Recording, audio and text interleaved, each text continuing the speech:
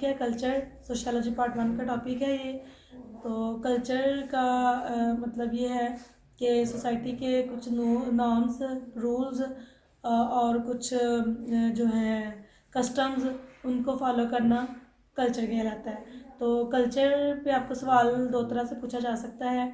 एक वो आपको पूछ सकता है एलिमेंट ऑफ कल्चर पे, दूसरा आपको पूछ सकता है टाइप्स ऑफ कल्चर पे। तो दोनों तरह से आपको सवाल जिस तरह से मर्जी पूछे आप इसको इस तरह से अटैम्प्ट करेंगे कि पहले आप इसका इंट्रोडक्शन लिखेंगे, उसके बाद इसकी मीनिंग ऑफ कल्चर लिखेंगे, फिर उसके बाद डेफिनेशन ऑफ कल्चर आ जाएगी, और फिर उसके बाद 3 नंबर पे आ जाएगा elements of culture. Elements of culture में आ जाएगा पहला है लैंग्वेज, दूसरा है सिंबल्स, 3 नंबर पे है नॉर्म्स, 4 नंबर पे है वैल्यूज़, और फिर उसके बाद 6 नंबर पे है बिलीव्स, और 5 नंबर पे है बिलीव्स, 6 नंबर पे है कॉग्निटिव एलिमेंट्स। और उसके बाद फिर आप लिख लेंगे टाइप्स ऑफ कल्चर। पहली टाइप है रियल कल्चर, सेकंड टाइप है आइडियल कल्चर, और थर्ड नंबर पे है मटेरियल कल्चर, और फोर्थ नंबर पे है नॉन मटेरियल कल्चर। इसके साथ एक हेडिंग आ जाएगी कल्चरल डाइवर्सिटी की आपकी, और उसके बाद एक आ जाएगी कि relationship between culture, crime and law, और एंड पे आप इसके कंक्लूजन लिख लेंगे। अब हम इन तमाम हेडिंग्स को 1 बाय 1 डिस्कस करते हैं। सबसे पहले आपकी हेडिंग आ जाएगी कल्चर इंट्रोडक्शन की। तो इंट्रोडक्शन में आप लिखेंगे culture includes the share belief system, rituals and conversational styles of small groups as well as societally progressive ways of seeing that are passed from generation to generation। तो culture में शामिल हैं तमाम शेयर बिलीव सिस्टम, जिसमें छोटे group से लेके तो बड़े ग्रुप्स तक अपने आइडियाज़, अपने एक्सपीरियंस को शेयर किया जाता है, और उनको उन आइडियाज़, उन एक्सपीरियंस को फॉलो करना, उन कस्टम्स को फॉलो करना, ये सारा प्रोसेस कहलाता है कल्चर। इस तरह से एक राइटर हैं टेलर, ये कहते हैं कि culture is that complex whole which includes knowledge, belief, art, moral, man as a moral law, customs and any other capabilities and habits required by a man as a member of society। तो ये clear करते हैं कि एक society में तमाम जो है तमाम जो काम हो रहे होते हैं, तो जैसा कि जिसमें belief, art, moral, law, customs, इन सारी चीज़ों को फॉलो करना कल्चर कहलाता है। यानी कि उन्होंने इस राइटर ने कोई भी ऐसी चीज़ जो सोसाइटी में मतलब सोसाइटी में ऑलरेडी मौजूद ना हो, उसका उसके बारे में ये कहा है कि हर चीज़ जो सोसाइटी में मौजूद है उसको अडॉप्ट करना, उसके मुताबिक वर्क करना, उसके मुताबिक उसको सीखना कल्चर कहलाता है। तो उसके बाद आप इसकी नेक्स्ट हेडिंग आ जाएगी कल्चर की मीनिंग ऑफ कल्चर पे। तो मीनिंग ऑफ कल्चर ये हैं the ideas of custom and social behaviour of a particular people और particular people of society is called culture. कि कल्चर का मीनिंग क्या है कि आइडियाज़ ऑफ कस्टम्स, रस्म व रवाज के तमाम आइडियाज़ और तमाम सोशल बिहेवियर सोसाइटी में रहने वाले लोगों का कहलाएगा कल्चर। तो उसके बाद आप इसकी नेक्स्ट हेडिंग पे आ जाएंगे डेफिनेशन ऑफ कल्चर पे। तो डेफिनेशन ऑफ कल्चर में सबसे पहले एक राइटर हैं Lewis. Lewis definition of culture ये बताते हैं कि culture is the whole social tradition which resembles in sense with Linton attitude on the point. ये कहते हैं कि लॉविस ये कहते हैं कि कल्चर से मुराद ये है कि ये the whole of social tradition. Culture मतलब ये है कि तमाम जो सोशल ट्रेडिशंस हैं ये उनके ऊपर डिपेंड कर रहा है। तो इस तरह से एक राइटर उन्होंने लिन टोन का जिक्र कर दिया साथ ही, तो उसकी भी हम डेफिनेशन साथ ही इसके देख लेते हैं। लिन टोन ये कहते हैं the culture is social heredity. Culture एक ऐसी सोशल हेरिडिटी है which is transmitted from one generation to other with the accumulation of individual experience. Linton ये कहते हैं कि कल्चर से मुराद एक ऐसी सोशल हेरिडिटी है जो एक नस्ल से दूसरी नस्ल में ट्रांसफ़र होती है, और ट्रांसफ़र होती है तो ये अपना इनफरादी तौर पे अपने तमाम तजुर्बात को इकट्ठा करके तो फिर दूसरी नस्ल में ट्रांसफ़र करती है एक नस्ल। तो इस प्रोसेस को कहा जाता है कल्चर। और इसके अलावा एक राइटर हैं हर्ट्ज़कोविट्ज़। हर्ट्ज़कोविट्ज़ का ये कहना है culture as man made part of environment, यानी कि माहौल का एक ऐसा हिस्सा जो इंसान का खुद का बनाया हुआ हो, इसको भी कल्चर कहा जाता है। यानी कि कल्चर का मतलब तो यही है ना कि जो तमाम सोसाइटी के कस्टम्स हैं, तमाम जो रूल्स हैं, तमाम जो नॉर्म्स हैं उनको फॉलो करना कल्चर कहलाता है। तो फिर ये सारे नॉर्म्स, ये सारे कस्टम्स, ये सारे रूल्स इंसानों के खुद के ही तो बनाए हुए हैं और इनको अडॉप्ट करना, इनको फॉलो करना ही कल्चर कहलाता है। तो फिर उसके बाद हम आ जाएंगे एलिमेंट्स ऑफ कल्चर पे। एलिमेंट्स ऑफ कल्चर में सबसे पहली हेडिंग है लैंग्वेज की। लैंग्वेज से क्या मुराद है? ए ग्रुप ऑफ वर्ड्स और ideas having common meanings and is shared to a social situations is called language। Language का मतलब यह है कि अ ग्रुप ऑफ वर्ड्स, अल्फाज का एक ऐसा मजमुआ या फिर ऐसे आइडियाज़ जो कॉमन मीनिंग रखते हों और and is share to a social situation is called language. या फिर इसके अलावा मतलब एक सोशल सिचुएशन में तमाम अल्फाज जिनके कॉमन मीनिंग हो, तमाम आइडियाज़ जिनका कॉमन मतलब हो, उनको शेयर करना दूसरों के साथ लैंग्वेज कहलाता है।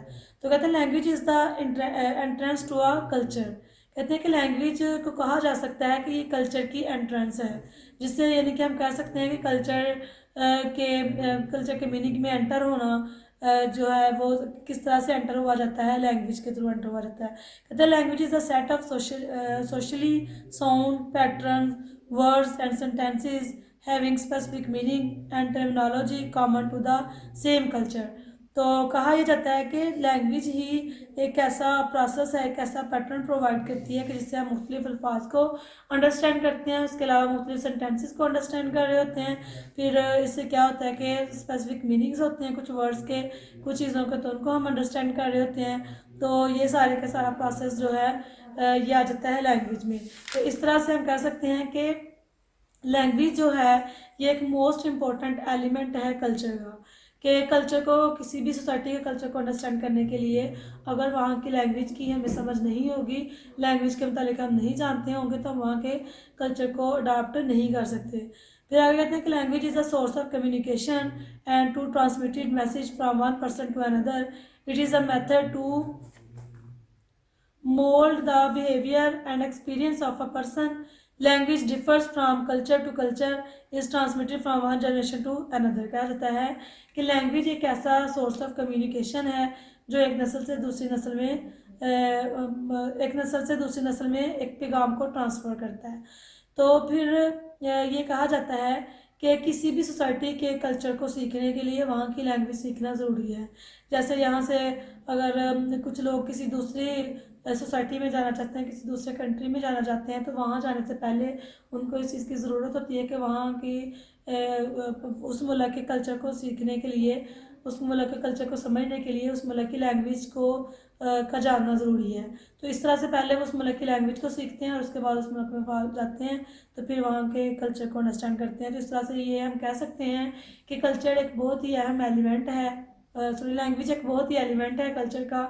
तो इसके बगैर कल्चर को अंडरस्टैंड करना इंतहाई मुश्किल है। उसके बाद इसका सेकंड एलिमेंट आ जाएगा सैम्बल्स। सैम्बल से जो इसका लफ्ज़ी मानी है वो तो अलामात हैं। आगे इसका डिटेल से हम देख लेते हैं कि सैम्बल्स कल्चर के लिहाज से इसका क्या मतलब है। Culture is a system of symbols. Symbols are anything use to represent, express and stand for an event situations। Symbols direct to guide our behavior। It is used to show the event of past, present or future। For example, the heap of ash show that the something has been burnt or the wet street shows that it has rained। अब ये है कि हम जब एक society में रह रहे होते हैं तो उस सोसाइटी की लवाजमात को समझते हुए, उस सोसाइटी के कस्टम्स को समझते हुए हम ये मुख्तलिफ ऐसी सैम्बल्स होती हैं जिनसे हम अंदाज़ा लगा लेते हैं कि ये मतलब यहाँ पे क्या काम हुआ होगा। जैसे यहाँ पे उन्होंने दो एग्जांपल्स दी हैं कि the heap of ash shows that the something has been burned. कहते हैं कि एक जो हीप ऑफ ऐश है यानी कि जली हुई किसी चीज़ का ढेर, ये शो करता है कि वहाँ पे ना कोई चीज़ मतलब आग लगने की वजह से वो चीज़ जल गई। या फिर उन्होंने कहा कि are the wet street shows that it has rained. या फिर गली अगर वेट होगी तो इससे ये ख्याल किया जाता है कि यहाँ पे बारिश हुई होगी। इसके अलावा अगर इसकी एग्जांपल्स देखें तो अगर कहीं पे मतलब शादी का अरेंज किया हो, वहाँ पे टेंट वगैरह लगे हो, वहाँ पे गाना बजाना हो रहा हो, तो इससे देख के वहाँ से गुजरते गुजरते हम अंदाज़ा लगा लेते हैं कि यहाँ पे शादी शादी हो रही है। तो इसके अलावा अगर हम देखें कोई कहीं से रोने की आवाज़ें आ रही हैं, लोग इकट्ठे हुए हैं और गम और दुख का माहौल बना हुआ है, तो वहाँ से देख के तो हम अंदाज़ा लगा लेते हैं कि यहाँ पे कोई फौती या कोई ऐसा काम हुआ है कि जो कि इनके लिए मतलब बेहतर नहीं है। तो इस तरह से ये कुछ सैम्पल्स हैं हमारी सोसाइटी में जिनको देख के हम अंदाज़ा लगा लेते हैं कि यहाँ पे क्या काम हुआ होगा। उसके अलावा इसकी कुछ और एग्जांपल्स हैं सैम्पल्स की, जैसे Boeing head, whistling, winkling of eye situations, all are the symbols which express the specific object's idea about other। देखिए, अब अगर हम अपना थोड़ा सा किसी को मिलते हैं तो अपना सर झुकाते हैं, तो इसका मतलब ये होता है, मतलब कुछ चीज़ें अंडरस्टूड होती हैं कि वो हमें सलाम कर रहा है या वो हमारे एहतराम के लिए अपना सर झुका रहा है। या फिर विस्लिंग, विस्लिंग भी कुछ चीज़ों की सैम्पल्स हैं। जैसे कि एग्जांपल ले ली जाएगा, हम थोड़ा सा पास्ट में जाएं तो पहले ऐसे, बल्कि अब भी होता होगा कि ऐसे होते थे कि विलेजेस में या सिटीज़ में पहरेदार होते थे, तो उन्होंने ना एक आपस में मीटिंग के ज़रिए एक बात सेट की होती थी कि जब भी मैं विस्लिंग करूँगा तो जो पहरेदार था, तो तुम लोगों ने समझ जाना है कि यहाँ पे कोई ना मतलब ख़तरा मंडला रहा है वगैरह। तो ये होती हैं सैम्पल्स। तो फिर इसके अलावा विंकलिंग ऑफ आइज़, यानी कि आइज़ को झुकाना या ऊपर उठाना या इस तरह से कुछ इशारा करना, ये भी कुछ चीज़ें अंडरस्टूड होती हैं जिससे हम अंदाज़ा लगा लेते हैं कि इसका क्या मकसद है जो बात कर रहा है। तो इस तरह से हम ये कह सकते हैं कि सैम्पल्स भी एक मोस्ट इम्पॉर्टेंट एलिमेंट है जो जिससे हम कल्चर को सीखने के काबिल हो जाते हैं इसके ज़रिए भी। तो फिर इसके अलावा इसके बाद एक मोस्ट इम्पॉर्टेंट एलिमेंट है कल्चर का नॉर्म्स। नाम का मतलब होता है स्केच, रूल्स बनाना वगैरह वगैरह। तो नॉर्म्स अब क्या है कि norms as elements of culture are the rules and the guidelines which specify the behaviours of the individuals. Norms keep a person within the boundary of society and its culture. It gives us restrictions about something which to do and which not to do. It molds our behavior and gives us knowledge about wrong and right. Norms में आप सिर्फ ये चीज़ अपने जहन में रख लें कि सोसाइटी के ऐसे रूल्स जिससे हम रॉन्ग और राइट में फ़र्क कर सकते हैं। यानी कि हमें पता होता है, हम ये अंदाज़ा लगा लेते हैं कि ये वाले काम सोसाइटी में गलत हैं और ये वाले काम सोसाइटी में दुरुस्त हैं। जैसे कि लड़ाई झगड़े करना, ये सोसाइटी के नॉर्म्स के ख़िलाफ़ है। और इसके अलावा पुरअमन ज़िंदगी गुजारना, नमाज वगैरह पढ़ना, बड़ों का एहतराम करना, ये राइट नॉर्म्स में आ जाता है सोसाइटी के। तो कहते हैं कि सोसाइटी के कल्चर को समझने के लिए राइट और रॉन्ग के फ़र्क को भी समझना ज़रूरी है। जब हमें पता होता है कि कौन कौन सी चीज़ें रॉन्ग की तरफ लेके जा रही हैं, कौन कौन सी चीज़ें राइट की तरफ से लेके जा रही हैं। तो इस तरह से ये भी एक अहम एलिमेंट है कल्चर का कि जिसके ज़रिए हम सोसाइटी के मुख्तलिफ नॉर्म्स को सीखते हैं। तो नॉर्म भी एक इम्पोर्टेंट एलिमेंट है कल्चर का। उसके बाद नेक्स्ट एलिमेंट आ जाएगा इसका वैल्यूज़। वैल्यूज़ का मतलब है कदरें, इक़दार वगैरह। तो इसका ये एलिमेंट कैसे है कल्चर का, इसको अब हम देख लेते हैं। Anything getting importance in our daily life becomes our values. कहते हैं कि कोई भी ऐसी चीज़ जिसको हम अपनी ज़िंदगी में, अपनी डेली लाइफ में बहुत ज़्यादा अहमियत देते हैं, वो आ जाता है वैल्यूज़ के ज़ुमरे में। जैसे the origin of values is not biological but it is social production. While living in society, the values develop. Value depend upon the culture. Culture varies from society to society, and thus values are different in every social situation. Values are what we like and what we say will in our society. Values are the good ideas and thinking of a person. कहते हैं कि values का मतलब ये है कि ऐसे तमाम काम, ऐसी तमाम चीज़ें जिनको हम अपनी डेली लाइफ में बहुत ज़्यादा अहमियत दे रहे होते हैं, इनको कहा जाता है कि ये वैल्यूज़ में आ जाती हैं। और ये भी वैल्यूज़ जो हैं ये भी डिपेंड करती हैं कल्चर पर कि कल्चर में हमारे कल्चर में किस तरह की चीज़ों को ज़्यादा इंपॉर्टेंस दी जाती है और किन चीज़ों को ज़्यादा अहम समझा जाता है। जिन चीज़ों को हमारा कल्चर ज़्यादा करार दे रहा हो, उन चीज़ों की वैल्यू भी ऑटोमेटिकली बढ़ती है हमारी लाइफ में। तो कहते हैं कि some values are heredity which we gain from our elders, books and parents. The culture is full of values and can transmit from one generation to another. When a natural object get a meaning it becomes a value. मतलब इसकी example ले लेंगे good ideas etcetera. तो कहते हैं कि values, कुछ values ऐसी हैं कि जो ट्रांसफ़र होती हैं एक जनरेशन से दूसरी जनरेशन में, और ये हम रिसीव करते हैं अपने एल्डर से और किताबों वगैरह से और अपने पेरेंट्स से सीखते हैं। वो हमें सिखाते हैं कि क्या क्या चीज़ें ज़्यादा वैल्यूएबल हैं हमारी लाइफ में। तो इस तरह से वैल्यूज़ भी एक अहम कल्चर है सोसाइटी का, एलिमेंट है कल्चर का। उसके बाद नेक्स्ट हेडिंग आ जाती है बिलीफ्स। बिलीफ है का मतलब है अकायद, यानी कि every sector within a culture having some beliefs for cultural refugee. These beliefs are responsible for the spiritual fulfillments of needs and wants. Muslims believe in God, holy prophet, the day of judgment, recitations of holy Quran, hajj etc. Belief भी important element है culture के। जैसे element हैं जिनको हम मतलब जिनके ऊपर हम यकीन करते हैं कि ये सारी चीज़ें दुरुस्त हैं सोसाइटी में, जिनको हमारी अक्ल मानती है और हम हर तरह से उनके ऊपर मुकम्मल तौर पे यकीन रखते हैं। जैसा कि मुसलमानों का ये यकीन है कि अल्लाह ताला एक है, मुसलमानों का ये यकीन है कि हज़रत मोहम्मद सल्लल्लाहु अलैहि वसल्लम अल्लाह ताला के आखिरी नबी हैं, मुसलमानों का ये यकीन है कि एक डे ऑफ जजमेंट मुकर्रर है, फिर मुसलमानों का यकीन है कि रिसाइटेशन ऑफ होली कुरान, हज वगैरह, इन सारी चीज़ों के ऊपर मुसलमान का यकीन है और उनको मानता है। और ये भी हमारे कल्चर का ही हिस्सा है, क्योंकि हमारा कल्चर ही हमें सिखाता है कि इन चीज़ों को फॉलो करना, इन चीज़ों को मानना हमारे लिए ज़रूरी है। तो ये भी इसके इम्पोर्टेंट एलिमेंट में आ जाता है कल्चर के। इसका सेकंड पैरा है कि जैसे Sikh wear bangles in one hand, bear a long hair, keeping a dagger, cross for Christmas and necklace or a cotton thread around neck, the water of Ganga and are sacred for Hindus. यानी कि ये सारी चीज़ें हैं कि जैसे वो जो गैर मज़हब के लोग हैं उनके लिए जो चीज़ें ज़्यादा वैल्यूएबल हैं, जिनके ऊपर वो यकीन रखते हैं, वो उनके अकायद हैं और वो उनके लिहाज से इम्पोर्टेंट हैं। तो इस तरह से फिर एक इसका एलिमेंट आ जाता है कॉग्निटिव एलिमेंट।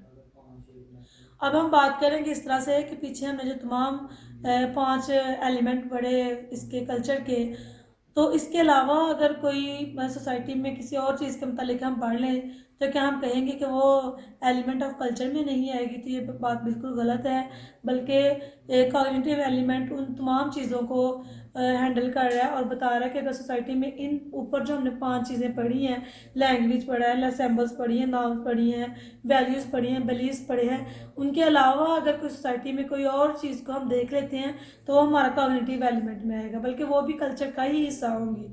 जैसे वो कहते हैं कि cognitive elements of culture are those which an individual know how to cope with an existing social situation, how to survive, how make shelter from storms and other natural calamities, how to travel and transport etc. और ये सारी चीज़ें हैं कि आज के ज़माने में तो हम देखेंगे कि ज़्यादातर सफ़र जो किया जाता है वो गाड़ियों वगैरह पे किया जाता है, हॉर्स राइडिंग बहुत कम है। तो मतलब पहले ऐसे होता था कि हॉर्स राइडिंग ज़्यादा होती थी। तो क्या हम ये कह सकते हैं कि मतलब इसमें सफ़र के मतलब ट्रैवल के मतलब तो हमने कुछ पढ़ा ही नहीं है, तो वो फिर कहाँ जाएगा? तो वो कॉग्निटिव एलिमेंट में आ जाएगा, वो भी हमारे कल्चर का ही हिस्सा होंगे। और ये थे हमारे सारे इम्पोर्टेंट एलिमेंट जिनको हमने वन बाय वन डिस्कस किया। इसके साथ ही हम नेक्स्ट हेडिंग पे आ जाते हैं टाइप्स ऑफ कल्चर पे। टाइप्स ऑफ कल्चर 4 टाइप्स हैं, रियल कल्चर, आइडियल कल्चर है, मटेरियल कल्चर है और नॉन मटेरियल कल्चर है। सबसे पहली टाइप है रियल कल्चर की टाइप है। रियल कल्चर से क्या मुराद है कि it is that culture which can be observed in our social life, the culture on which we act upon in our social life is real, the part of culture which the people adopt in their social life is their real culture. कहते हैं कि ऐसा act society में जिसके ऊपर हम believe करते हैं, जिसके ऊपर हम एक्ट कर रहे होते हैं, वो वाला रियल कल्चर कहलाएगा। जैसे कि इसकी एग्जांपल है the whole of the culture is never real because a part of it remains without practice, how for we set upon Islam is our real culture. कहते हैं कि ये रियल कल्चर जो है ना, ये ऐसा पॉसिबल नहीं है कि इसके सारे के सारे पार्ट के ऊपर हमारी ग्रिप हो और सारे के सारे पार्ट को हमने अडॉप्ट किया हो। कहते हैं कि जैसा हम इस चीज़ का क्लेम कर रहे होते हैं कि इस्लाम इज़ आवर रियल, हम कहते हैं कि मतलब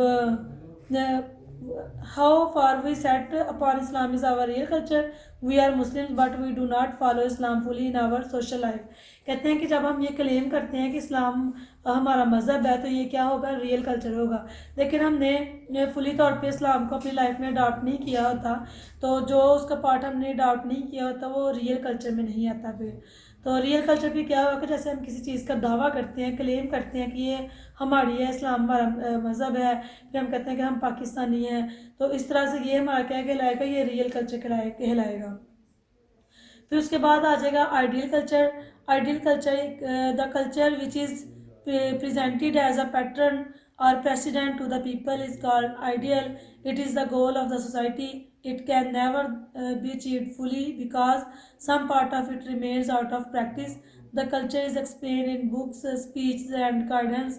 तो कहते हैं कि जो आइडियल कल्चर है ये ऐसा कल्चर है कि जो हमें मुख्तलिफ पैटर्न्स और प्रेसिडेंट्स के थ्रू मिलता है। तो हम ये कह सकते हैं कि इसको भी पूरी तौर पे अडॉप्ट नहीं किया जा सकता लाइफ में। तो इसकी एग्जांपल है कि जैसे Islam is our ideal culture, कि हम कहते हैं कि इस्लाम हमारा आइडियल कल्चर है।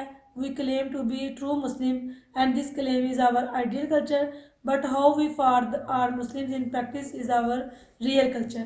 तो रियल कल्चर हमने भी ये पढ़ा कि जैसे जब हम कहते हैं कि वी आर ऑल मुस्लिम्स, हम ये कहते हैं कि हम मुसलमान हैं, और फिर हम क्या करते हैं कि मुसलमान साबित करने के लिए हम उसके ऊपर मुख्तलिफ जो चीज़ें हैं उनको अडॉप्ट भी करते हैं, जैसे नमाज़ पढ़ना, फिर कुरान पढ़ना, फिर ज़कात देना, रोज़ा रखना, ये सारी एक मुसलमान होने की निशानियां हैं। तो फिर इन सारी निशानियों को पूरा करना रियल कल्चर कहलाएगा।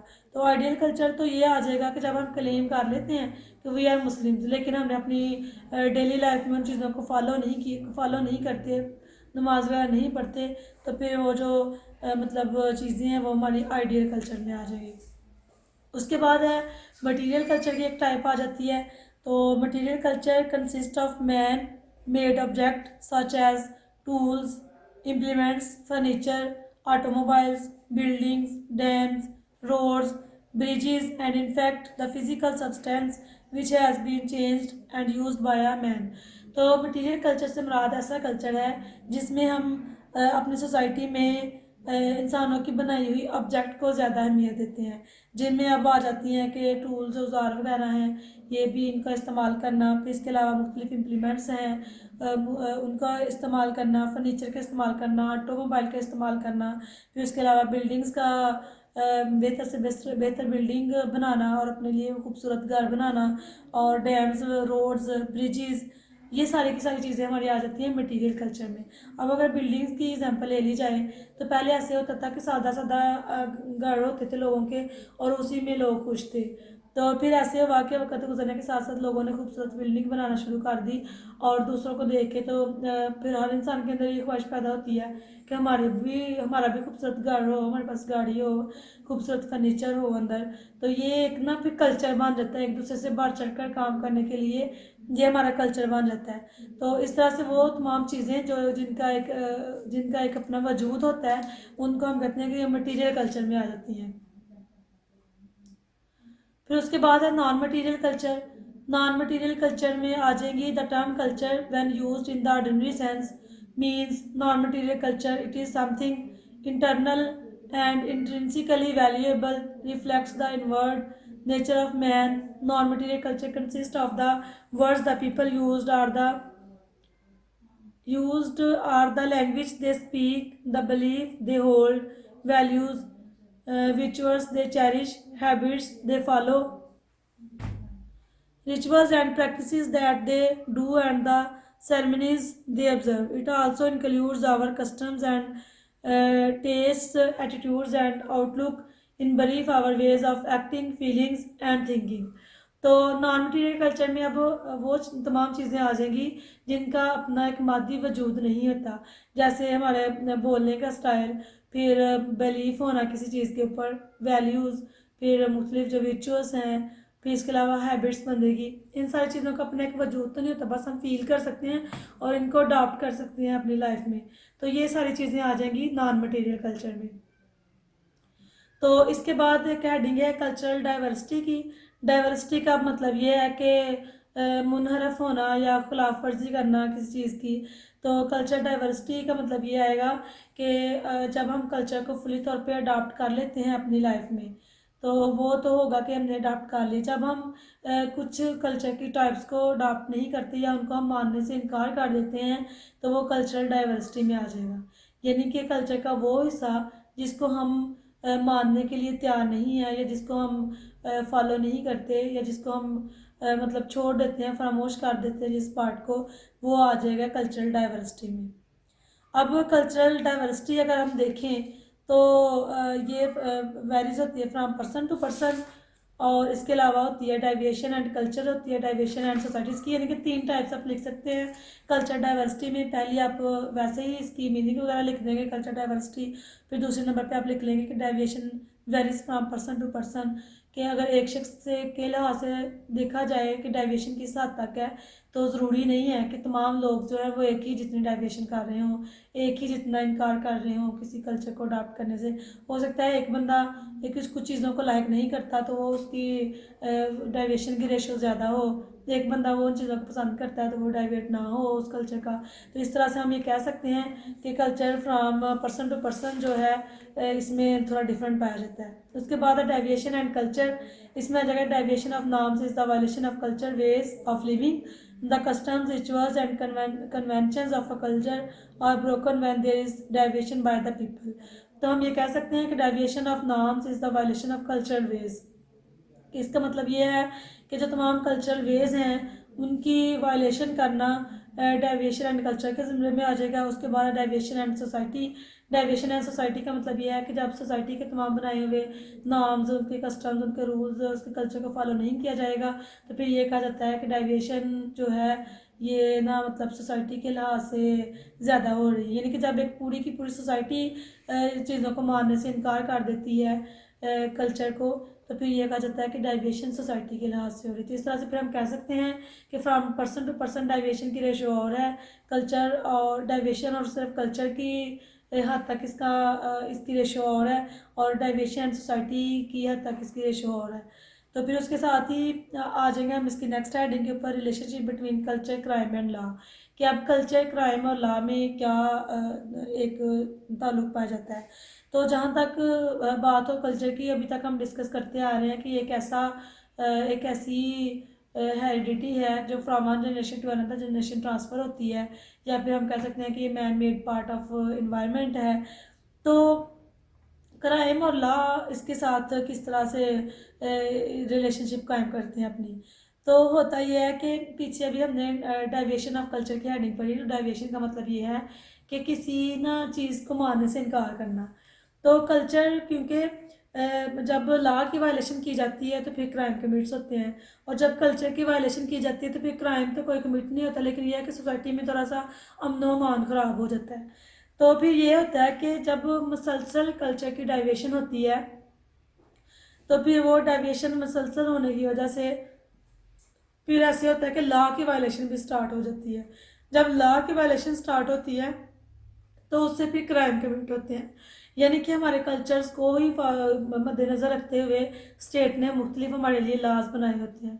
तो जब हम उस कल्चर को ही फॉलो करना छोड़ देते हैं, तो उससे फिर क्या होता है कि लॉ की भी ऑटोमेटिकली वायलेशन होती है, और जब फिर लॉ की वायलेशन होती है फिर उससे क्राइम कमिट होते हैं। जब क्राइम कमिट होते हैं सोसाइटी में फिर एक हंगामा पैदा हो जाता है, और उससे क्या होता है कि लोगों का अमन सुकून बर्बाद हो जाता है। तो इसका मतलब ये है, कहा यह जाता है कि पहले इसकी 2 हेडिंग्स उन्होंने बनाई हुई हैं इसमें, कि पहली है लॉ एंड कल्चर की हेडिंग और दूसरी है लॉ एंड क्राइम की हेडिंग। और जहाँ तक लॉ एंड कल्चर की बात होगी तो वो ये कहते हैं कि the law of a society is designed according to the framework of the culture values, sentiments, customs, rituals, ceremonies and other customary ways pave way for the law according to the sociology. The laws also develop from mores and folkways when they seek importance in society। इसकी मैं एक simple अल्फाज में इसका आपको मैं समझा देती हूँ कि हम लॉ की अहमियत हम अपने कल्चर से ही सीखते हैं, यानी कि कल्चर ही हमें लॉ की इम्पोर्टेंस को सिखाता है। तो जब हम कल्चर से ही डेविएशन करेंगे, यानी कि कल्चर से ही इनकार करेंगे, तो उससे क्या होगा कि ऑटोमेटिकली लॉ की भी वायलेशन होगी, और जब लॉ की वायलेशन होगी तो ऑटोमेटिकली इससे क्राइम कमिट होंगे। फिर उसके बाद लॉ और क्राइम की एक हेडिंग है, और उससे क्या था कि violation of law is crime. सीधी सी बात है कि जब लॉ की वायलेशन होगी उससे क्राइम कमिट होंगे, और the types of law give us the types of crime. इसी तरह हमें जहाँ पे लॉज की टाइप्स मिलती हैं वहाँ पे क्राइम्स की भी मुख्तलिफ टाइप्स मिलती हैं। तो इस तरह से फिर जो है सोसाइटी एक बेहतरीन तरीके से मूव नहीं चल सकती अगर लॉ के ऊपर और कल्चर के ऊपर प्रॉपर फोकस ना किया जाए। तो इसके साथ ही आपका ये क्वेश्चन कंप्लीट है। एंड पे आप इसका कंक्लूजन लिख लेंगे, और कंक्लूजन में आप इसकी सारी जो इसके एलिमेंट्स हैं, टाइप्स हैं, उनका मतलब थोड़ा थोड़ा हवाला देकर आप उसको कंक्लूड कर सकते हैं। और आपसे ये इसमें रिलेशनशिप बिटवीन कल्चर क्राइम के ऊपर इंडिपेंडेंट क्वेश्चन भी पूछा जा सकता है। तो इसके साथ ही मैं ज़्यादा चाहती हूँ। अल्लाह हाफिज़।